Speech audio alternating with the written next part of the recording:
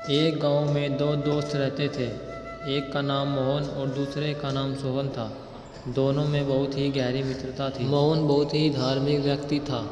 वह हमेशा भगवान की भक्ति में रहता था, जबकि सोहन बहुत ज़्यादा मेहनती था। एक बार दोनों ने 1 बीघा ज़मीन लेकर उसी में सफलता हासिल करने के बारे में सोचा, जिसके बाद वह एक अच्छा सा घर बनाना चाहते थे। इसके बाद दोनों दोस्त ने खेत खरीद लिया।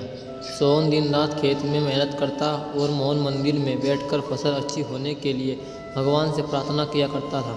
इसी तरह से समय बीतता गया और कुछ दिन बाद फसल पक गई।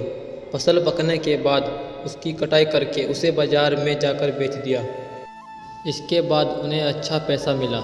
इस पर सोहन ने कहा कि इसमें से मेरा ज़्यादा हिस्सा है, क्योंकि मैंने दिन रात एक करके खेत को खाद पानी देकर फसल उगाई है। लेकिन यह बात सुनकर मोहन क्रोधित हो जाता है और कहने लगता है कि धन का अधिक हिस्सा मुझे दो, क्योंकि मैंने अपने खेत में अच्छी फसल होने के लिए भगवान से प्रार्थना की है, और जब तक भगवान की आज्ञा ना हो तब तक कोई भी कुछ नहीं कर सकता। दोनों इसी बात को लेकर झगड़ा कर रहे।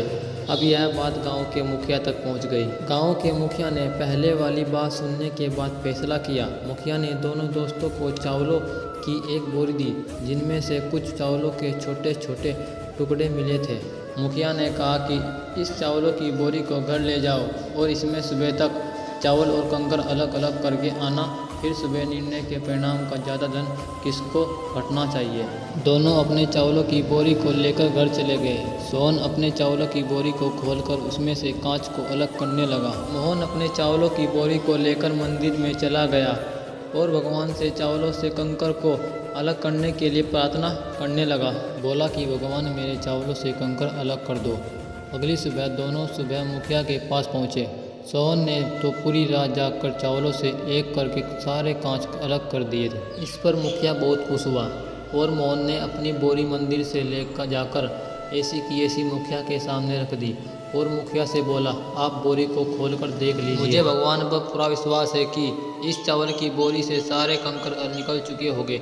लेकिन जब मुखिया ने चावलों की बोरी को खुलवाई तो देखा सारे कंकर चावलों के बीच ही मौजूद थे। मुखिया ने मोहन को समझाते हुए कहा कि भगवान भी हमारी मदद जब ही करते हैं जब हम भी अपनी तरफ से मेहनत करते हैं। यह बात समझते हुए मुखिया ने फसल का ज़्यादा धन सोहन को दे दिया। इसके बाद से मोहन भी सोहन के साथ खेत में मन लगाकर मेहनत करने लगा।